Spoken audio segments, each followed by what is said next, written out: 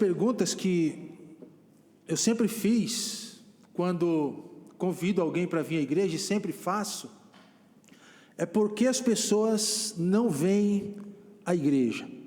Quem já teve a oportunidade aqui de entregar folheto, de convidar, e essa pessoa não vir à igreja? Acho que todos nós, né? E ao mesmo tempo que eu faço essa pergunta, irmãos, eu fico pensando, ou tentando achar respostas do porquê as pessoas não vêm. E eu fico tentando responder de alguma forma. Às vezes, porque os fins dos tempos seriam assim mesmo. As pessoas não viriam, os fins dos tempos, cada dia que passa, mais difícil as pessoas quererem se aproximar de Deus. Ou tentei responder como, porque as pessoas amam mais o mundo do que a Deus. Já parou para... que às vezes a gente dá essa resposta, né? Por que as pessoas não vêm? Porque o coração delas estão lá no mundo e elas não querem saber de igreja. Ou até mesmo porque as pessoas não gostam de igreja.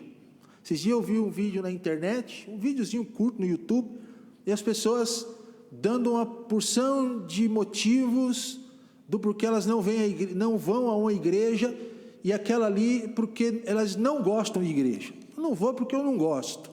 Ou porque o problema é da cidade. Ou a cidade é pequena demais, não tem gente para ir à igreja. Ou porque a cidade é grande demais e oferece uma porção de atrativos e as pessoas trocam e não vão à igreja. Ou porque o templo não possui boa estrutura. Não é o caso aqui, né? Ainda bem que o TBM aqui em Ribeirão tem uma estrutura muito grande para receber as pessoas. Isso não é a desculpa. Ou porque Deus tem o número certo de pessoas. Ouvi isso uns dias atrás. Porque Deus tem os seus escolhidos e só vai à igreja aqueles quem Deus escolheu. Será que é isso? Será que essa é a... Ou porque Deus determinou que só fosse essas pessoas. E sabe, irmãos, que por um tempo eu fui meio levado a pensar naquela frase que a gente de vez em quando ouve por aí. Não é importante as pessoas estarem na igreja, porque o que vale a pena é o crescimento espiritual. Já viu alguém falar isso? Vai à igreja, tem pouca gente, mas por que as pessoas, por que está vazio o templo? Não importa ter poucas pessoas, o que importa é que as pessoas estão crescendo espiritualmente. Daí eu pergunto, irmãos, existe crescimento estéril? Não existe, né? Se há crescimento espiritual, consequentemente, a igreja vai crescer numericamente. Então, por que as pessoas não vêm à igreja? Vocês já fizeram esse questionamento? Quem já perguntou isso?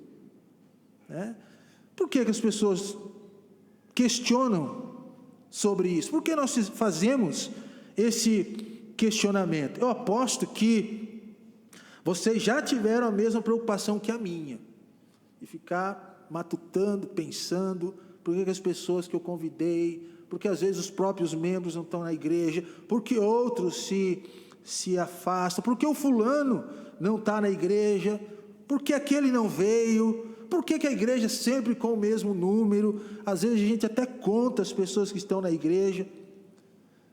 Ou, certa vez conversando com o irmão, não aqui, eu perguntei para ele, por que o irmão não esteve na igreja esse final de semana? Pastor, porque eu chego lá, eu venho aqui, eu vejo as mesmas caras. Eu tenho que olhar para a sua cara, tenho que olhar para a cara do irmão Jailson, do Renes. Então, o que eu não vou na igreja? Eu fico na minha casa. Tive que ouvir isso, né? É lógico, no sentido de ter gente nova, né? Olhar sempre os mesmos rostos, então eu não vou lá na igreja. Deixa eu me falar algo, irmãos. As situações do porquê as pessoas não vêm à igreja, que foram colocadas aqui, e que às vezes nós pensamos assim, pode até ser legítimas. Existem pessoas que não gostam da igreja. Existem aqueles que acham que só chegam à igreja aqueles que Deus traz. Existem pessoas que não vêm à igreja mesmo, porque não querem chegar aqui e verem as mesmas pessoas. As situações podem até ser legítimas, mas muitas vezes, irmãos, escute bem o que eu vou falar, o problema está em mim.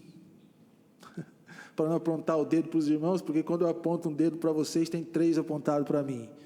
Porque às vezes o problema está em mim. As pessoas não vêm à igreja por causa do pastor Márcio, ou por causa de nós mesmos.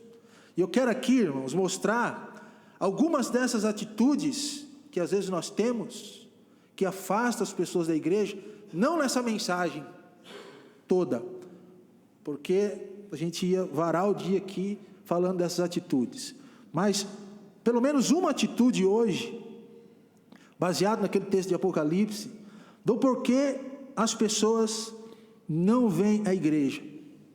Para quê, irmãos? Para a gente se preservar dela, para que nós não sejamos dessa forma e afastemos as pessoas da igreja de Jesus. E nós faremos isso olhando para a palavra de Deus, porque as respostas para as nossas tensões, para as nossas perguntas, elas não precisam vir do mundo, não tem que vir do mundo, elas têm que vir da Bíblia. A Bíblia responde as perguntas que nós fazemos. Apocalipse, capítulo 3, versículos 14 a 22. Deixa a sua Bíblia aberta nesse texto, conforme a gente for citando os versículos aqui, a gente vai lendo, tá bom? Mas esse texto de Apocalipse 3, 14 a 22, eu vou dar ênfase maior aqui no 15 a 16, é um texto que fala da igreja de Laodiceia. Laodiceia era foi uma das 7 igrejas da Ásia Menor. Não eram igrejas de mentirinha, tá, irmãos? Eram igrejas verdadeiras, que existiram, e que as 7 igrejas do Apocalipse, ali em especial a igreja de Laodiceia, tinha suas características. E uma das características, ou um dos problemas que a igreja de Laodiceia enfrentou, é aquela ideia da apostasia, que é o afastamento, em algum momento, da fé. A igreja de Laodiceia, ela ficava próxima a Colossos. Você pode conferir isso naqueles versos que estão ali. Perto da igreja ou da cidade, havia um rio chamado de Rio Lico.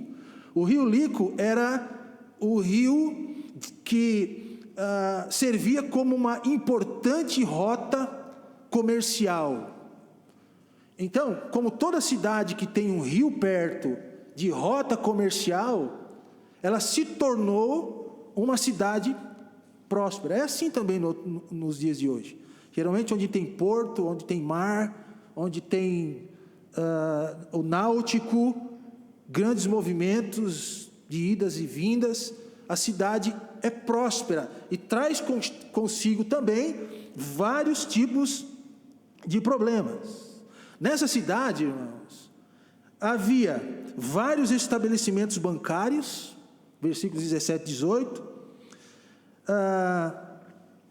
as roupas eram um centro onde roupas caras de um tipo de lã preta era fabricada lá, versículo 18, parte B, você confere isso. E também existia naquela cidade onde a igreja de Laodiceia estava inserida, uma grande escola de medicina e famosa na época. Mas o que chama atenção, de acordo com o versículo 16, é que aquela cidade, por mais que fosse próspera, que um rio passasse perto, ela não tinha água própria. A água da cidade vinha de outros lugares. Era abastecida por águas de outros lugares. E indo para o texto aqui, irmãos, de Apocalipse 3, versículo 14, diz assim: e ao anjo da igreja, a ideia de anjo aqui, pelo menos no meu entendimento, eu sei que tem outras interpretações por aí, mas do meu ponto de vista, o anjo era o pastor daquela igreja, ou líder responsável por aquela igreja. Então diz assim: ao anjo, versículo 14, tá, irmãos?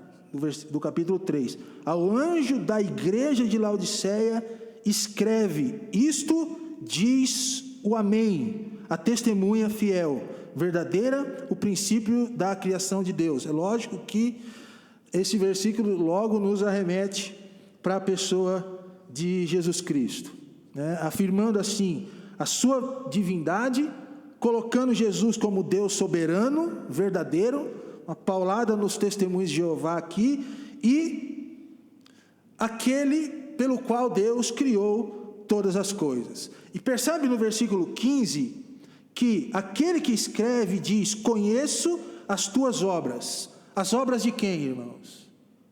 Da igreja. Jesus está dizendo: eu conheço as obras desta igreja.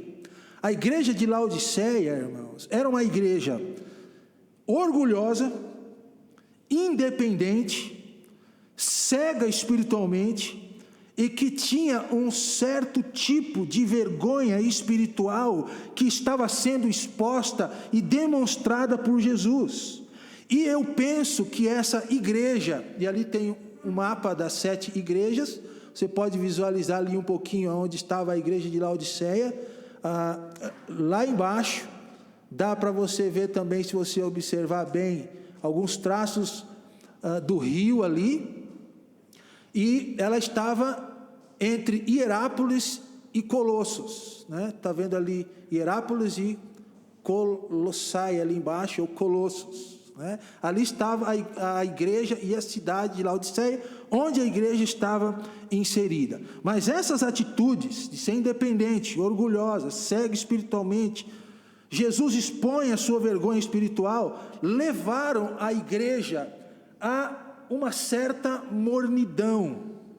Percebe que Jesus diz nos versículos 15 e 16: conheço as tuas obras, que nem és frio e nem... Se não é frio nem quente, é o quê? Morno. Vomitar-te-ei da minha boca. Agora, o versículo 16: assim porque és morno, não és frio, nem quente, né? E por isso vou vomitar da minha boca. Sabe que aqui, quando a gente olha para essa questão da mornidão, e quando a gente olha para o pano de fundo, o que está por trás do texto, nos ajuda a entender essa questão de ser morno ali, com respeito à igreja de Laodiceia. Ok. Independente, orgulhosa, cega espiritualmente, vergonha espiritual exposta, e o mais triste, Jesus estava do lado de fora daquela igreja. É possível ser igreja e Jesus está do lado de fora. E quando a gente pensa nisso, essas atitudes levam a igreja a ser morna. Quando a gente, aqui eu estava chegando com os irmãos, olha o pano de fundo, a gente começa a entender o que significa essa ideia da mornidão. A geografia dessa cidade coloca a cidade, e ali estava a igreja, entre 2 locais: Hierápolis, cerca de 10 quilômetros, e Colossos, cerca de 18 quilômetros. A cidade, ela não tinha sua água própria, e portanto, ela vinha de outros lugares. Tinha um rio Lico ali, que era perto, e a água que vinha de Hierápolis e de Colossos, percebe que a água que vinha de lá para abastecer a cidade, elas vinham de longe, ainda que eram águas puras e boas, elas chegavam, e quentes, elas chegavam na cidade de Laodiceia como mornas, porque a quilometragem, o espaço que a água corria, demorava para chegar lá, as águas chegavam na cidade morna. Então, o povo lá, quando Jesus disse que era morna, o povo sabia muito bem acerca do que Jesus estava falando. O problema era que a água vinha de longe, se misturavam e chegavam lá imprópria para ser consumida. Os tipos de águas, irmãos, que vinham de longe, elas cumpriam o seu propósito, né? Era um tipo de água medicinal, um tipo de água que era potável, curava, boa para beber, mas quem queria saber de água morna? Você já bebeu água morna ou não? É ruim, né? É ruim. Lá em casa teve um dia que a Vânia inventou da gente beber água morna com limão. Água morna já é ruim, ainda mais com limão dentro, né? Então, quando Jesus chama de morno ou de morna essa igreja, ele quer dizer assim: olha, igreja, benefício zero. Igreja morna, ela não serve para nada. Não chove, nem molha, nem cura e nem mata a sede das pessoas. Igreja morna não presta. Jesus está dizendo que para Laodiceia, o povo dali, daquela igreja, eles não estavam fazendo a diferença quanto às suas obras. Obras eram estéreis, davam mau testemunho de Jesus na cidade.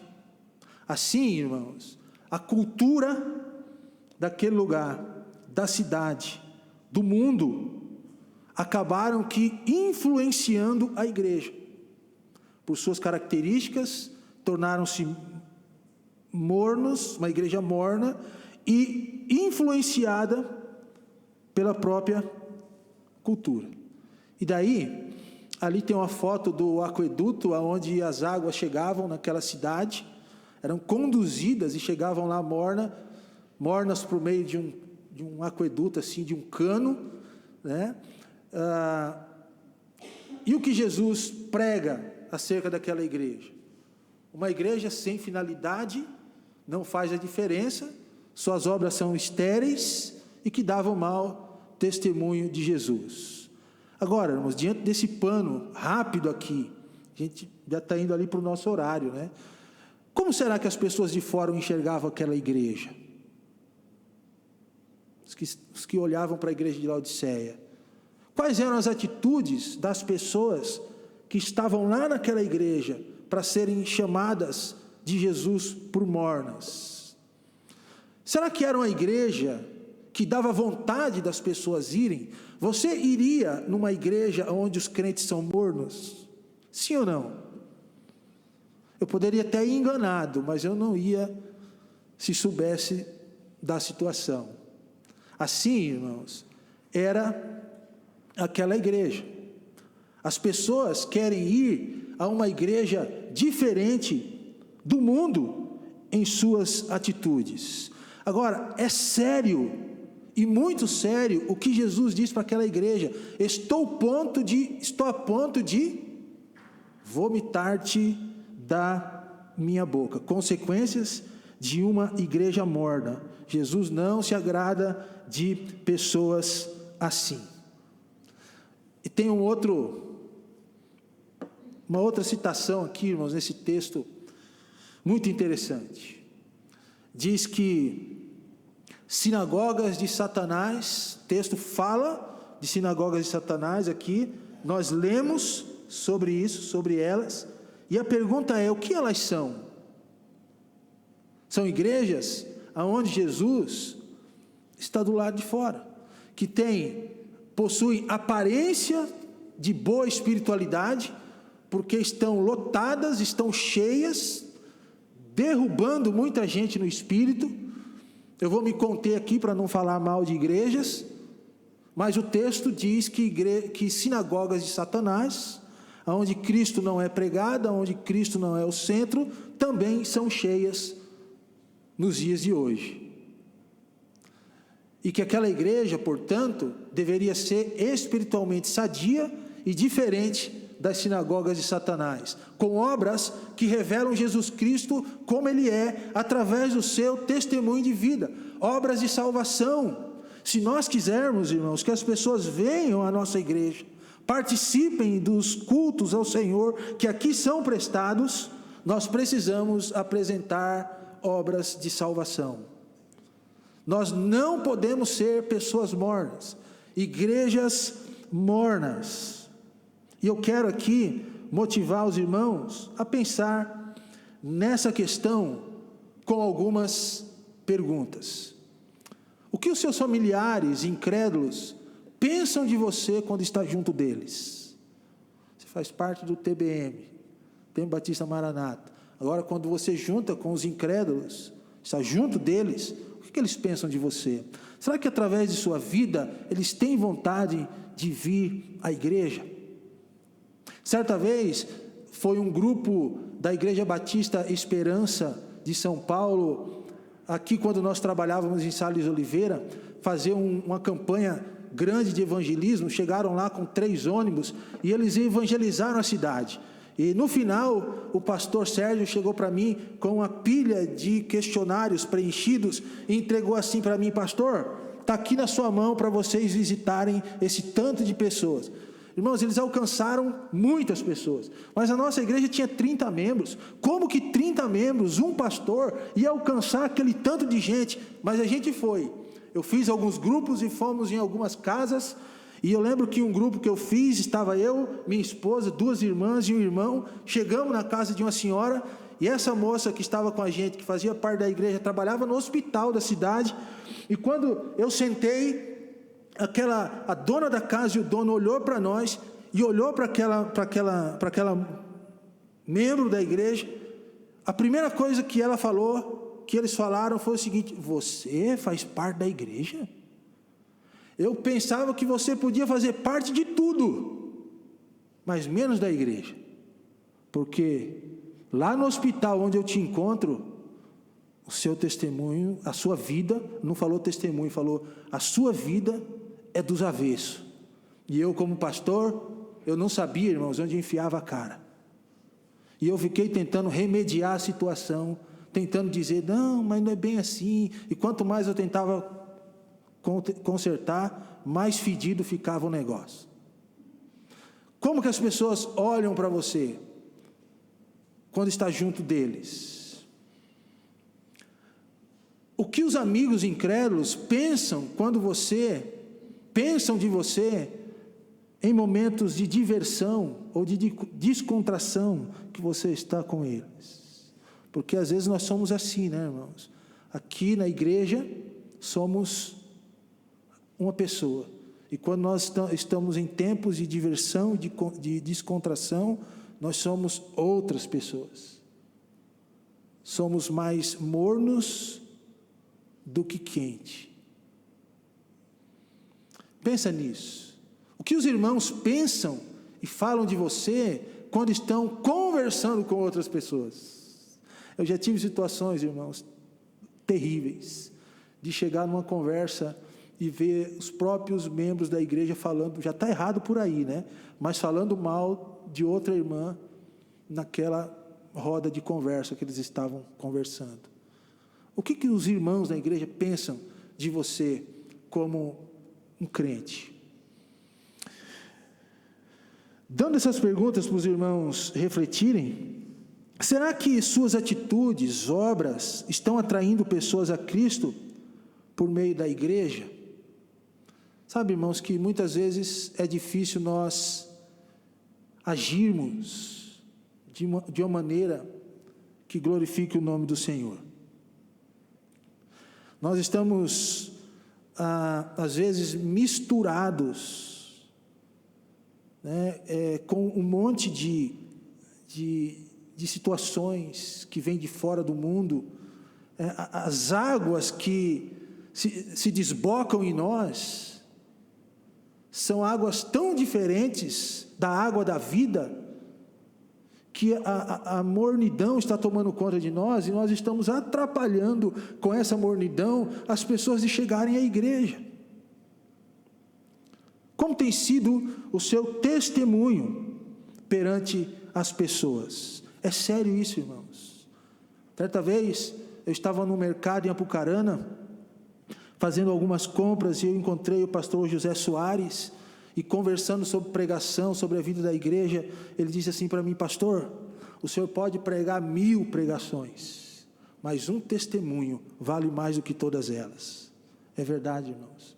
Não adianta nós pregarmos acerca de Cristo, se o nosso testemunho não der a visibilidade que Jesus precisa ter, realmente, através das nossas vidas. É difícil agir assim? Por isso que você precisa buscar ajuda em Jesus. O texto fala de vestes brancas. E essas vestes brancas, irmãos, que o texto aqui fala, não seriam encontradas em qualquer boutique da cidade de Laodiceia, em qualquer loja. Essas vestes brancas, elas seriam encontradas em Cristo. A igreja precisava voltar para Jesus, para o Deus Todo-Poderoso. E por isso que só em Jesus nós encontraremos forças para não sermos frios, para não sermos mornos, mas sermos quentes. Pensa nisso. É preciso abrir a porta para que Ele entre e tenha comunhão conosco. Versículo 20, eis que estou à porta e bato. Se alguém ouvir a minha voz e abrir a porta, entrarei até ele, e com ele cearei, e ele comigo. Esse versículo que muitas vezes a gente usa para evangelismo, percebe que é para a igreja, né?